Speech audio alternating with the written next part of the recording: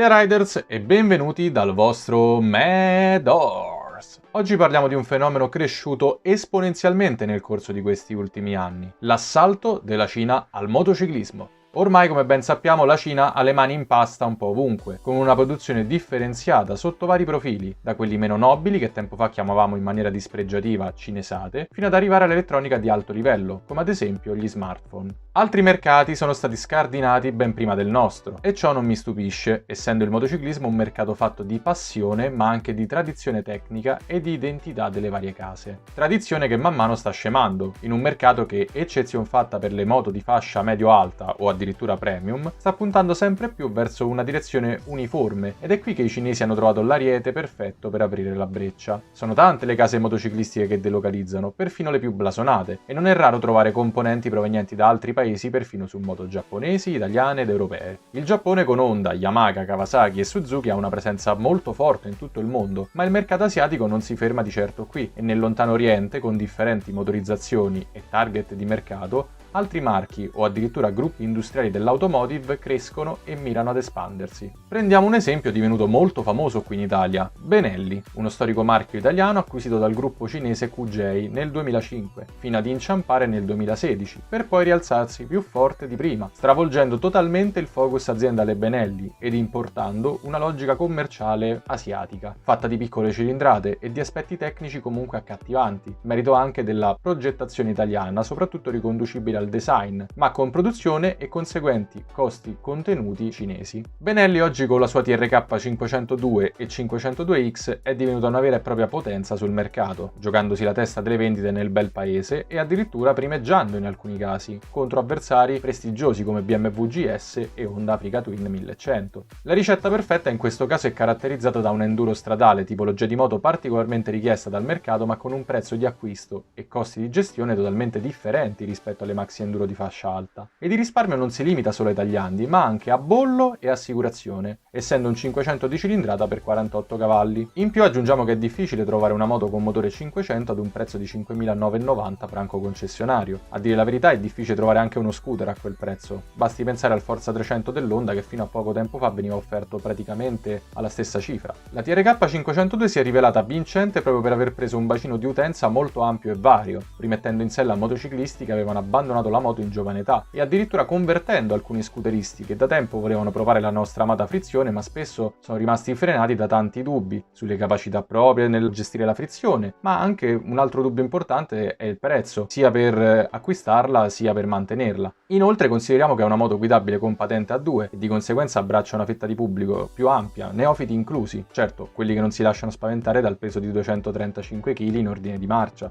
Inoltre in questo prezzo di circa 6.000 euro si racchiude una linea accattivante, ma anche alcune componenti tecniche interessanti, come il doppio disco anteriore e la forcella a steli rovesciati da 50 mm, diametro caratteristico della Benelli, e se pensiamo che la Honda NC750X, offerta a più di 1.000 euro sopra la TRK, utilizza ancora una forcella di tipo tradizionale e un singolo disco all'anteriore, è ancora più chiaro il motivo del successo italo-cinese. Le case giapponesi a mio avviso sulle cilindrate entry level stanno peccando un po' di superbia. Ricordo la mia SV 650 del 2016 come una bella moto divertente, pratica e ottima per iniziare, ma comunque con una ciclistica sottodimensionata al mezzo. Questo discorso è estendibile a svariati modelli giapponesi oggi offerti a prezzi non estremi, ma comunque relativamente elevati, e questo ha offerto un terreno ancora più fertile alla Benelli e alle proposte cinesi. QJ ha avuto una splendida idea ad utilizzare il marchio italiano Benelli come cavallo di Troia in Europa. Il prestigio dietro ad un nome è molto importante e al momento è ciò che limita la diffusione di altri marchi meno conosciuti, come Voge, che offre una varia gamma di modelli con cilindrate che spaziano tra 300 e 500 cm3,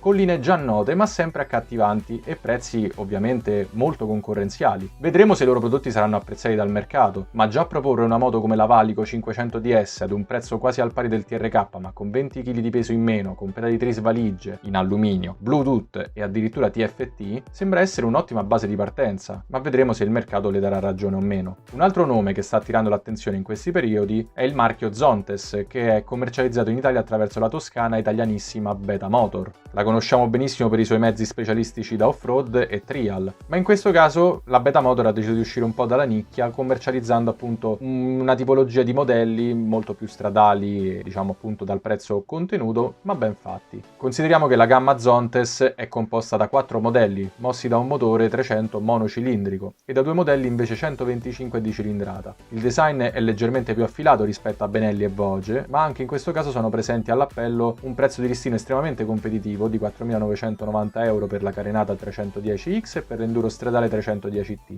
Questi modelli avrei avuto presto l'occasione di testarli sul campo con performancemag.it in un bel giro proprio in Toscana, compiendo anche la famosa eroica, ma al momento sono quarantenato a causa del Covid, quindi il massimo che posso fare per ora è solo parlarne in linea teorica. Fissato il target di mercato, possiamo notare che tutti questi marchi citati producono modelli molto simili tra loro come motorizzazioni e filosofie costruttive, eccezion fatta per Benelli che ha già proposto prodotti di cilindrata superiore ai 500 cm3 e che inoltre prevede un grande ampliamento della gamma, addirittura sembra che torneranno perfino gli amatissimi motori 3 cilindri. Ma se da un lato ci sono delle moto estremamente standardizzate, da un'altra c'è un tipo di imprenditoria cinese che sulla falsariga di Benelli QJ rileva storici marchi italiani decaduti, ed è questo il caso di FB Mondial, Moto Morini e SVM. La FB Mondial è un caso particolare dato che le moto sono prodotte oggi in una fabbrica cinese del colosso Zhongshan, che tra l'altro fornisce i motori a Redivivo Fantic Caballero, ma tornando sulla Mondial possiamo dire che i modelli odierni rincorrono delle linee alternative che uniscono elementi di moto naked, caffè racer e scrambler, come sulla HPS proposta nelle cilindrate 125 e 300. Inoltre ci sono anche delle proposte interessanti per i sedicenni, ad esempio abbiamo l'SMX per gli amanti dei motard e delle enduro, ovviamente di cilindrata 125, e la Flat Track 125. FB Mondial di recente ha ampliato ancora la scelta, aprendo ad una linea di sportive retro chiamate Sport Classic, che utilizzano cilindrate analoghe alla HPS, quindi sempre 125 e 300. Pronunciare Moto Morini invece fa ancora brillare gli occhi agli appassionati e ai motociclisti del passato, che oggi possono continuare ad ammirare queste splendide moto. In questo caso il marchio è stato ceduto al Zhongneng Vehicle Group nel 2018, che però a differenza dei casi precedenti ha mantenuto la produzione in Italia e per di più seguendo un principio di continuità dei modelli già proposti in precedenza. È quindi possibile ancora oggi acquistare la Maxi Naked Corsaro 1200, alla quale si uniscono la Classic Milano e la Super Scrambler. Inoltre sono state introdotte delle proposte interessanti per quanto riguarda la fascia media, con la 6,5, una Naked barra Scrambler che presto arriverà sul mercato, e l'altra novità invece è la splendida Adventure X-Cape che sarà sempre spinta da un bicilindrico da 650 cm3. L'ultima della lista è la SVM, con tantissima storia alle spalle nel fuoristrada, tornata a riprodurre dal 2015 anche in questo caso grazie ad un gruppo cinese, lo Shinerai Group, ed anche in questo caso la produzione resta in Italia, più precisamente a Biandron in provincia di Varese, nell'ex stabilimento Husqvarna da cui SVM erediterà diversi progetti che oggi trovano trasposizione nelle motard SM500 e 125 e per l'enduro RS500, 300 e 125. Inoltre anche in questo caso ci sono stati innesti di mercato volti ad ampliare, diciamo, il loro pubblico e per uscire dalla nicchia, e in questo caso hanno scelto di puntare su delle categorie diciamo molto in auge ultimamente, che sono le caffè racer e le scrambler, con i modelli 400 Six Days, Gran Milano Outlaw e Ace of Spades. Discorso analogo per i 125, proposti nella versione Outlaw, Ace of Spades e Varez.